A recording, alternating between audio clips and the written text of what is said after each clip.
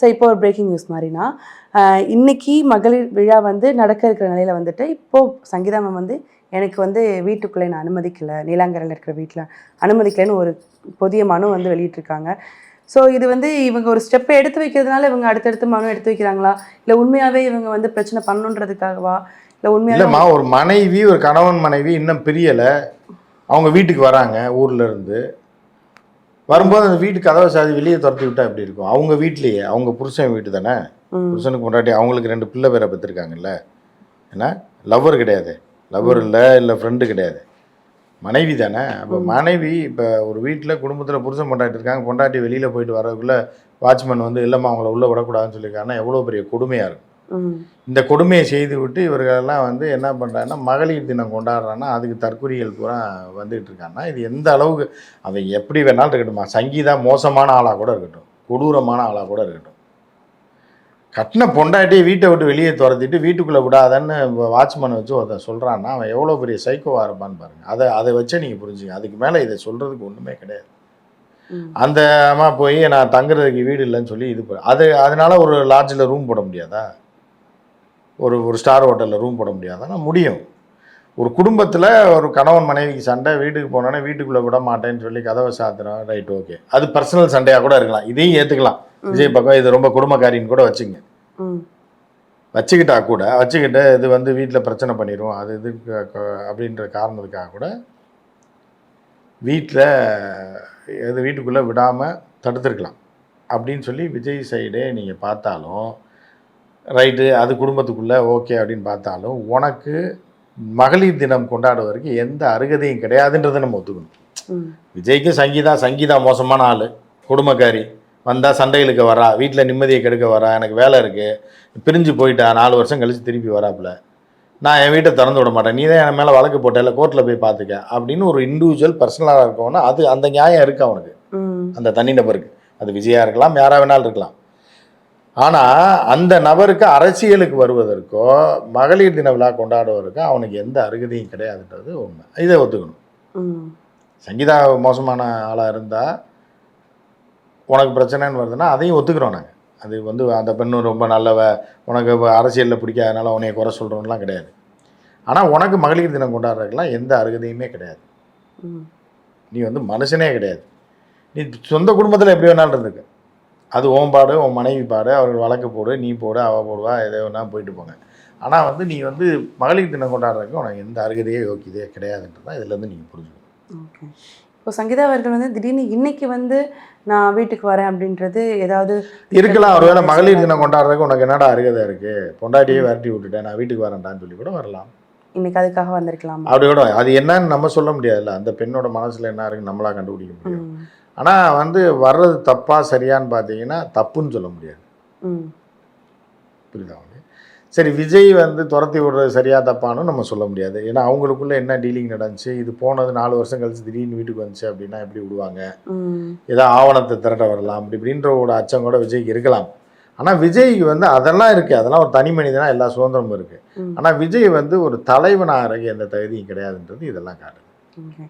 So இந்த விஷயமும் சொல்லியிருக்காங்க, எனக்கும் என் குழந்தைகளுக்கும் ஜீவாம்சம் வேணும் கண்டிப்பாக. அது வழக்கு நீதிமன்றத்தில் இருக்குது, அது இன்னைக்குமே அதை வெளியிட்டிருக்காங்க. ஆமாம், அது வழக்கு நீதிமன்றத்தில் இருக்குது, நீதிமன்றம் தான் அதை முடிவு பண்ணும். அது வந்து ஜீவனாம்சம் கொடுக்குறதா கொடுக்கலையா, எவ்வளோ கொடுக்குறாங்க என்னன்றதெல்லாம் அது அவங்க பாடு. ஆனால் நம்ம என்ன சொல்கிறோன்னா தனிப்பட்ட முறையில் நீ எக்கேடு கேட்ட போ, அதை பற்றி எந்த தவளையும் நீ திரிஷாவை கூப்பிட்டு போ, நான் இந்த யார் கூட வேணாலும் போய் யாரை இன்னொருத்தர் நம்ம பேர் சொல்ல வேண்டாம், திரிஷான்றது ஓப்பனாக தெரிஞ்சிருச்சு. இன்னும் பலரும் இருக்காங்க விஜய் சர்க்கிளில், அது சினிமாவில் இருக்கவங்களுக்கு எல்லாம் தெரியும். அதை நீ யாரோட போனாலும் அதை பற்றி யாருமே கவலைப்படக்கூடாது, அது உன்னோட பர்சனல் அது. ஆனால் நீ அரசியலுக்கு லாயக்கில்லை, இந்த மாதிரி ஒரு ஆள் அரசியலுக்கு லாயக்கில்லைன்றது தான் ஏற்றுக்கொள்ள மாட்டோன்றது தான் கருத்தே தவிர, தனிப்பட்ட முறையில் விஜய் யாரோட போனாலும், யாரோட கல்யாணத்துக்கு போனாலும் சரி, யாரோட செம்போட பாலோட ஃபர்ஸ்ட் நைட்டுக்கு போனாலும் நமக்கு அதை பற்றிலாம் கவலை இல்லை. ஆனால் நீ அரசியலுக்கு லாயக்கில்லாத ஒருத்தன், நீ வந்து எங்களை ஆள்வதை கனவில் கூட நினச்சி பார்த்துறாத அப்படின்றது தான் நம்ம சொல்கிறோம். நீ எல்லாம் ஒரு ஆளுன்னு, நீ எல்லாம் வந்து ஆளுவ, நான் நீ ஆளக்கூடிய நாட்டில் நாங்கள்லாம் வாழணும் அப்படின்றது தான் நம்மளால் ஏற்றுக்க முடியாது. அந்த ஒரு ஆங்கிள் இருந்தால் நம்ம விஜய் எதுக்குறமே தவிர, விஜய் நல்லா இருக்கட்டும், இன்னும் நான் 500 கோடி சம்பாதிக்கட்டும், 1000 கோடி சம்பளம் வாங்கட்டும், திரிஷாவோட போட்டும். அந்த படம் வந்துச்சேன் திரிஷா இல்லை நயன்தாரான்னு, அது படத்துக்காக தான் நயன்தாரா பேரை யூஸ் பண்ணுறேன். நயன்தாரா தப்பான ஆள் நான் சொல்ல வரல. அந்த மாதிரி இப்போ நீ வந்து சங்கீதா இல்லைன்னா திரிஷான்னு போகலாம், இல்லை திரிஷா இல்லைன்னா வேறு ஏதாவது ஒரு பேரோட போகலாம், அதை பற்றி கவலை இல்லை. ஆனால் நீ அரசியலுக்கு வரக்கூடாதுன்றதான். Okay sir.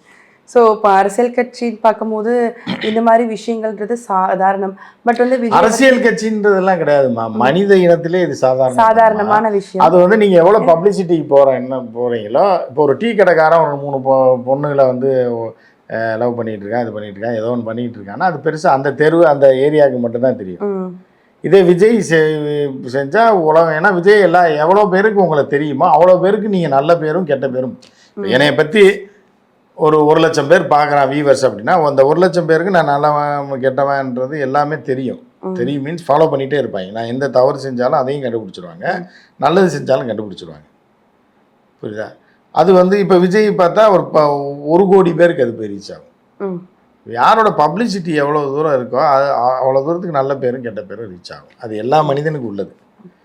இப்போ ஒரு பொண்ணு இருக்குது அப்படின்னா, ஒரு சூப்பராக ஒரு அழகான பொண்ணு அந்த ஏரியாவிலே ஒரு பயங்கர பில்டப்போட போயிட்டுருக்கு அப்படின்னா, அது எல்லோரோட பார்வையும் அந்த பொண்ணு மேலே விழுகும். உதாரணத்துக்கு அப்போ அது நல்லது செஞ்சாலும் எல்லா அந்த இப்போ யாரெல்லாம் அதை ஃபாலோ பண்ணிட்டு இருக்காங்களோ அவங்களுக்கு போய் சேரும். அந்த பொண்ணு கெட்டது செஞ்சாலும் இந்த 100 பேருக்கு டக்குன்னு போய் பரவிடும். அதே ஒரு பொண்ணு அமைதியாக போயிட்டுருக்கு, ஒன்றும் சத்தம் இல்லாமல் அது எப்போ போகுது வருதுன்னே தெரியாது அப்படின்னா, அதோட நல்லதும் வெளியே தெரியாது, கெட்டதும் தெரியாது. அதனால அந்த பொண்ணு நல்ல பொண்ணுன்னு சொல்லிட முடியாது. புரியுதா? கெட்ட பொண்ணுன்னு சொல்ல முடியாது. உதாரணத்துக்கு சொல்கிறேன், யதார்த்த வாழ்க்கையில் இருக்கா அந்த மாதிரி தான் இப்போ விஜய்க்கு ரீச் அவ்வளோ தூரம் இருக்கும்போது, விஜய் நல்லது செஞ்சாலும் ரீச் பெருசாக இருக்கும், கெட்டது செஞ்சாலும் ரீச் பெருசாக இருக்கும். இப்போ கெட்டதாக செய்கிறது போகிறதுனால ரீச் அதிகமாக இருக்குது. 40 பேர் செத்துட்டாங்க அப்படின்றது ரீச் பயங்கரம் நேஷ்னல் லெவலில் போகுது. ஒரு நடிகன் இத்தனை இது இருக்குது, இவ்வளோ செத்துட்டாங்க, ஒரு நடிகன் டைவர்ஸு, இவ்வளோ பேருக்கு தெரிஞ்ச நடிகனுக்கு போது எல்லாருக்கும் போய் ரீச் ஆகுது. அவ்வளோதான். அந்த ரீச் ஒவ்வொருத்தருக்கும் எல்லா குளத்து வேலை செய்கிறவன்லேருந்து விஜய் வரைக்கும் எல்லாமே ஒன்று தான். ரீச்சை பொறுத்து தான் நல்லது கெட்டது மாறும். இப்போ வந்து விஜய் அவர்கள் எது பண்ணாலும் அது பயங்கர ரீச் ஆகுது. ஆமாம், அதான் ரீச் ஆகிட்டார் அவர். ரீச் ஆனதுனால எல்லாமே இப்போ ரீச் ஆகுது. இப்போ அவர் செய்கிற நல்ல காரியங்கள் ஃபுல்லாகவே ரீச் ஆகுது. இப்போ ரொம்ப நல்லது செஞ்சிட்ருக்காரு. இப்போ பார்த்தீங்கன்னா பையன் நல்லா இருக்கட்டும்னு பிரித்து விட்டார், வீட்டை விட்டு போயிட்டான். பொண்ணு நல்லா இருக்கட்டும்னு நல்லது செஞ்சு பொண்ணு லண்டனில் போயிடுச்சு, அது மூஞ்சிலே முழிக்கிறது இல்லை. எதுக்கு அப்பா பிஸியாக இருக்கார் எதுக்கு பார்த்துட்டுன்னு மனைவியும் அங்கே போய் செட்டில் ஆகிட்டாப்புல. இந்த மாதிரி அது நல்லதுகள் செய்யும்போது இப்போ நிறையா அவங்களோட ஃபாலோவர்ஸ்லாம் போகிறாங்க. கூட்டத்துக்கு 4 பேர் 5 பேர் சீக்கிரம். அது ஒரு பெரிய கொடுப்பினைமா. இறைவனை வந்து அவ்வளோ எளிதாக வந்து பாவச் செயல்கள்லாம் செய்யாமல் போய் அடைகிறதுன்றது ஒரு பெரிய கொடுப்பினை தான். நீங்கள் விஜய் பார்க்க போனீங்கன்னா அது எல்லாமே நடக்கும், சீக்கிரமாகவே உங்களுக்கு எல்லாமே நடக்கும் அப்படின்ற மாதிரியான ஒரு விஷயம் இருக்குது. ரசிகைகள் ஏகப்பட்ட தற்கொலை ரசிகைகள் எல்லாம் இது பண்ணுறாங்க. அப்படி இருக்கும்போது எல்லாம் ஒரு இதுதான். Okay sir. ஸோ இதே மாதிரி ஒரு வீடியோ வந்து சிம்ரன் அவர்கள் வந்து கார்லேருந்து அந்த ஒரு ஃபங்க்ஷன் போகிற மாதிரி, ஸோ சேம் கலர் சாரீ அவங்களும் அதே மாதிரி கட்டியிருந்தாங்க. ஸோ வந்து இந்த ஃபங்க்ஷனுக்கு வந்த எல்லா கெஸ்ட்டுமே இந்த பேட்டர்னில் தான் வராங்க. ஸோ இவங்க சிம்ரன் யார் கூட வந்தாங்க? சிம்ரன் யார் கூடயும் வரல. சிம்ரன் மேம் வந்து யார் கூடயும் வரல. பட் என்ன விமர்சனம் வருதுன்னா, எல்லாருமே பேட்டர்ன் வச்சு கம்பேர் பண்ணி இவங்களே ஒரே மாதிரி ட்ரெஸ் பண்ணிட்டு வந்திருக்காங்க, அண்ணன் வந்து அண்ணி எப்படி கூட்டுட்டாங்க அப்படின்னு சொல்கிறாங்க. பட் வந்து அங்கே வந்து எல்லா கெஸ்ட்டுமே அதே பேட்டர்னில் வந்திருக்காங்க. இவங்க ஃப்ரெண்ட்லியாக ஒரு கோல்டன் ஷேடில் எல்லாருமே. அது கல்யாணத்துக்கு அது யதார்த்தமாக கட்டிட்டு வர்றது தான். அதுக்காக வந்து கோல்டன் ஷார்ட்டில் கட்டிட்டு வந்திருக்காங்க, நான் ஃபோனில் பேசியாக கட்டிட்டு வருவாங்க, அது ஒன்றும் கிடையாது. அதாவது த்ரிஷாவோட பிளான் வந்து இப்போ கரெக்டாக ஒர்க் அவுட் ஆகிடுச்சு. விஜய் ஆட்டையை போடக்கூடிய த்ரிஷா பிளான் வந்து நீட்டாக போயிட்டுருக்கு. அடுத்து கட்சிக்குள்ளே வந்துட்டு ஒரு முக்கிய பதவி வகிச்சுட்டு விஜய் வருவாங்களா சார் அரசியலுக்குள்ள வரது? கட்டாயம் அதுக்கான ஏற்பாடு தானே இவ்வளோ கஷ்டப்பட்டு அந்த பிள்ளை பண்ணிகிட்டு இருக்கு. அதை மதிக்காமல் நீங்கள் இப்படி பேசிகிட்டு இருக்கீங்க. ஏன்னா பல வருஷம் சிஎம் ஆகணும் அப்படின்ற ஒரு வீடியோ ஒன்று வந்தது. இப்போ ஒரு பொண்ணு வந்து எவ்வளோ ஒரு கனவோடு இருந்து அதை நோக்கி கிட்ட வந்துருச்சு, இப்போ பக்கத்தில் வந்துருச்சு. அவங்களுக்கு வரும்போது அது வேற ஒரு பிளான் போட்டுச்சு. முதல்ல வேற ஒருத்தரை பிடிச்சி சிஎம் ஆயிடலான்னா அங்கே நடக்காது அப்படின்றதுனால அப்படி இந்த பக்கம் பாஞ்சு இப்படி போயிட்டு ட்ராவல் பண்ண 2 பேரை டார்கெட் போட்டுருச்சு. சிஎம் ஆகிறவனை பிடிச்சி சிஎம் ஆயிடலாம் அப்படின்னு. பட் அந்த குடும்பத்தில் அது ஒர்க் அவுட் ஆகாது, அந்த கட்சியில் ஒர்க் அவுட் ஆகாதனால இப்போ இந்த பக்கம் மாறி இப்படி போயிட்டு இருக்கு. பயங்கர டேலண்டான ஆள் தான். அரசியலுக்கு வந்தால் எப்படி இருக்கும்னு நீங்கள் நினைக்கிறீங்க? கேவலமாக இருக்கும், இன்னும் படு கேவலமாக இருக்கும். எப்படி இருக்குன்னு கேள்வி வேறையா? அவர்கள் அரசியலுக்கு ஆமாம், அந்த நான் எங்கள் அண்ணன் சீமான் சொன்ன மாதிரி தான், நான் கெட்டவன் இல்லடி கேடு கெட்டவன் அப்படின்ற மாதிரி. இப்போ விஜய் வந்தால் கெட்டது நடக்கும், த்ரிஷா வந்தால் கேடு கெட்டது நடக்கும். அதுதான் வித்தியாசம். Okay sir. ஸோ இதுக்கப்புறம் விஜய் அவர்களோட மூவ் என்னவா இருக்கும்னு நீங்கள் நினைக்கிறீங்க? மூவ் என்னவா இருக்கும், அடுத்து முதல்வர் ஆகி திரிஷாக்கு அதை அந்த வாய்ப்பை கொடுக்கணுன்றது தான். வேற என்ன, அதுதான் வேற என்ன மூவ் இருக்குது, அதுதான் அதை நோக்கி தான் போயிட்டுருக்காங்க. ஸோ இவ்வளோ நேரம் உங்களோட நேரத்தை ஒதுக்கி நிறைய விஷயங்களை பேசியிருந்தீங்க சார். ரொம்ப நன்றி. நன்றிம்மா. நன்றி.